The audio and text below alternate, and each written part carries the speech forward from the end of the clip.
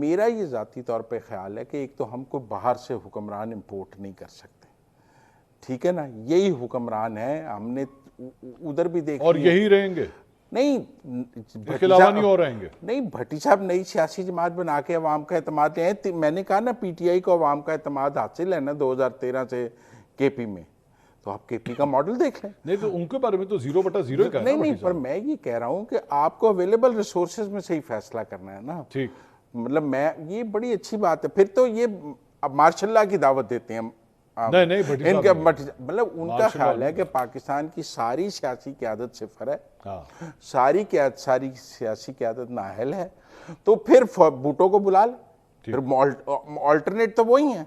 अगर वो सैलाब में, मैं ये कह रहा हूँ कि पंजाब में जानी नुकसान कम हुआ है, बहुत कम हुआ है, क्या ये सूबाई हुकूमत की कारकर्दगी नहीं है? इतने बड़े सैलाब में सैकड़ों जाने भी जा सकते हो। दोनों ने कहा जी जापान क्यों चले गए? अच्छा, पता नहीं, जापान ना जाते तो शायद मेरा ख्याल है ज्यादा सैलाब सारा रुक जाता। सैलाब की तैयारी तो उस 5 साल में होनी चाहिए थी जो तहरीक इंसाफ के 5 साल के दरमियान में, उसमें ना हो सकी, क्योंकि उसमें कोई डैम बना लेते, उसमें कोई पंजाब में नहरें बना लेते, उसमें कोई पंजाब में बंद बना लेते। हम आज कहते हैं कि इनकी इस हुकूमत की बनाई हुई चीजों से पंजाब बच गया। इनको आए तो साल ही हुआ है ना, बीच में तो पीटीआई थी ना 5 साल। तसलसल तो केपी और सिंध में है, पंजाब में तो तसलसल नहीं है। पंजाब में तो तसलसल टूट के दरमियान में पीटीआई को 5 साल मौका मिला। 4 खूबसूरत वजीर आला पीटीआई ने पाकिस्तान को दिए हैं, उस्मान बुज़दार, परवेज़ खटक, महमूद खान और गंडापुर, परवेज़ इलाही भी, जिसको सबसे बड़ा डाकू कहते थे। लेकिन मैं फिर भी पाकिस्तान की सियासी क़यादत को भट्टी साहब की तरह गाली निकालने को तैयार नहीं, क्योंकि मुझे ये पता है कि उसका फायदा भुट्टो को होता है, और मैं उनके लिए रास्ता हमवार नहीं करना चाहता। भट्टी साहब क्या चाहते हैं आप अपनी सियासी जमात बनाना चाहते हैं जिस तरह मुजम्मिल साहब कह रहे हैं, या आपके कोई और इरादे हैं? भट्टी साहब, पहली बात तो ये है कि परवेज़ इलाही साहब का दौर जो 5 साल का दौर था वो आज तक बेस्ट दौर रहा है पंजाब का। 1122 देख लें और बड़े सारे देख लें, तो परवेज़ इलाही साहब जो आखिरी 6 महीने रहे थे वो तो इमरान खान की मरहून मिन्नत के आज टूटी, कल टूटी, परसों टूटी, जो हालात थे उसमें उन्होंने क्या करना था।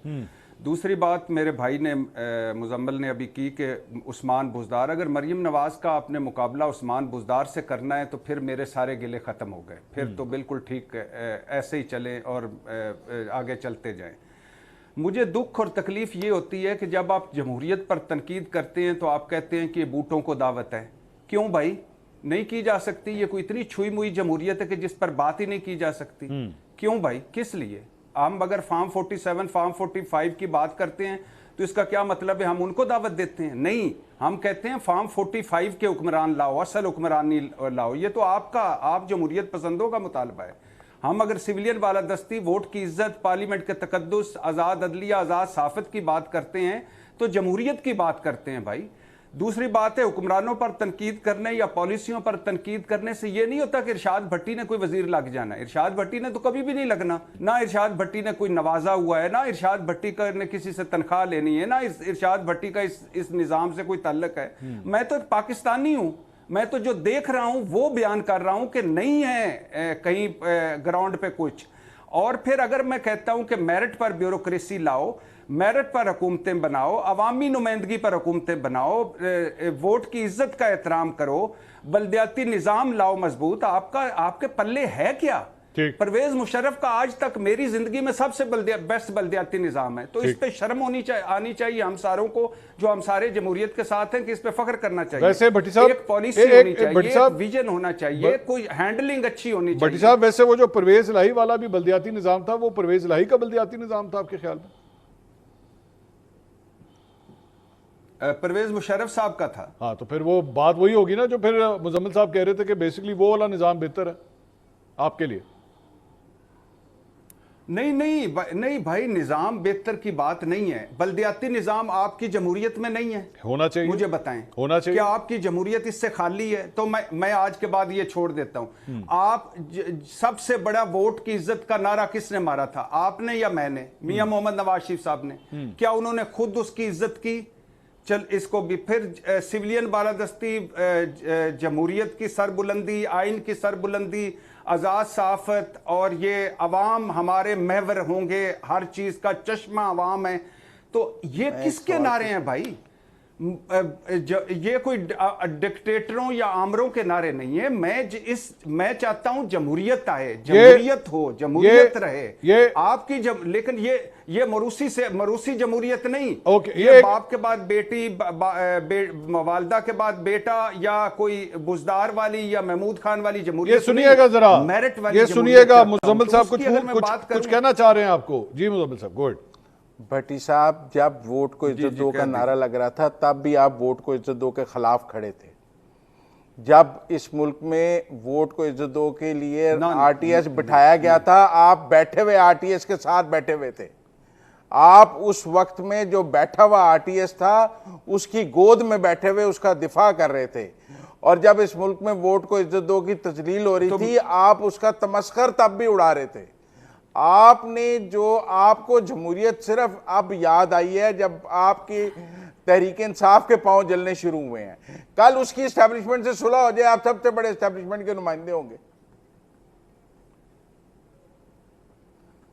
जनाब, मैं इस पे बात करूं। पहली बात यह है कि नहीं, जब वोट की इज्जत, इस वोट की इज्जत के न मैं खिलाफ नहीं था। मैं खिलाफ था लूट मार और करप्शन जो रंगे हाथों पकड़े गए और कभी जद्दा और कभी लंदन चले गए, डीलों ढीलों के खिलाफ था। मैं जमहूरियत के खिलाफ नहीं था। मैं ये हाउस ऑफ शरीफ और भुट्टो की जमहूरियत के कल भी खिलाफ था, आज भी खिलाफ हूं। और आरटीएस के साथ बात है, आज और कल आरटीएस बैठी, गलत हुआ। अगर आपको उस वक्त मेरा कोई लगा तो मैंने उस पर कई बार कहा है कि अगर आज आप किसकी गोद में बैठे हैं? आज तो सब कुछ ही बैठ गया है। आज तो इलेक्शन बैठ गया है, जमहूरियत बैठ गई है, पार्लियामेंट बैठ गई है, अदलिया बैठ गई है, सहाफत बैठ गई है। वो जो कल हमें ताने देते थे कि आप आरटीएस बैठने के साथ हैं, आज उन्होंने क्या किया? कल जिन्होंने मिसाके जमहूरियत किया था, आज उन्होंने क्या किया? कल जिनका इलेक्शन चोरी हुआ था, आज उन्होंने क्या किया? कल जो दुखी थे झूठे मुकदमों पे, आज उन्होंने क्या किया? तो कहने का मकसद ये है कि कल अगर इरशाद भट्टी आपको लगता था कि उस तरफ है, तो आज मुजम्मिल सोहरावर्दी तो लीड कर रहा है उसको।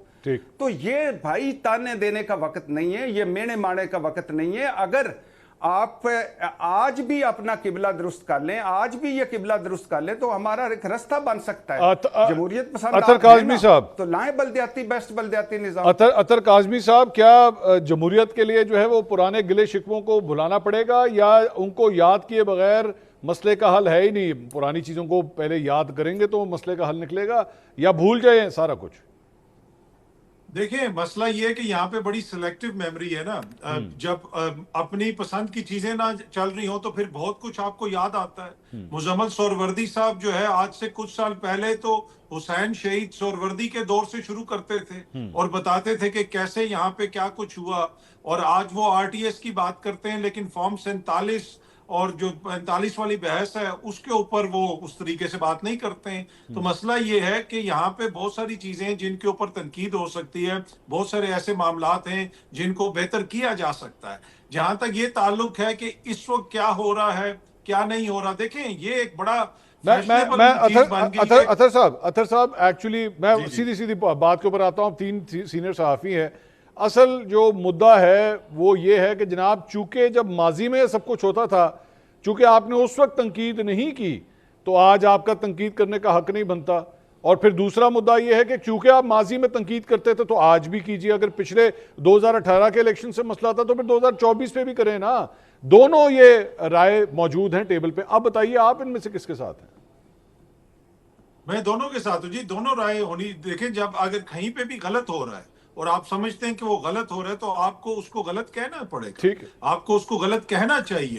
और अब ये नहीं है कि 2018 में कोई यहाँ पे दूध और शहद की नहरें थी, सब कुछ बेहतर था। बहुत सारे मसाइल उस वक्त भी थे, बहुत सारे मसाइल अभी भी हैं। लेकिन एक चीज मैं जरूर आपको कहूंगा कि ये जो कहा जाता है ना कि जी आप मरियम नवाज साहिबा का कंपैरिजन उस्मान बुज़दार साहब से कैसे कर सकते हैं, और बड़ी इस चीज को बार बार इस चीज का जिक्र होता है। भाई उस्मान बुज़दार का जो पंजाब था वो एक खुशहाल पंजाब था। आज आप किसान की हालत देखें, आज गंदम का रेट ये लोग मुकर्रर कर रहे हैं, रोटी महंगी हो रही है कि उस्मान बुज़दार के दौर में किसान को 3500 रुपए गंदम का रेट मिलता था। इस दफा जो गंदम के साथ हुआ है, आपकी हर फसल नीचे चली गई है। आपकी गंदम हो जाए, आपकी मकई हो जाए, चावल हो जाए, आम की एक्सपोर्ट में 40% कमी आ गई है।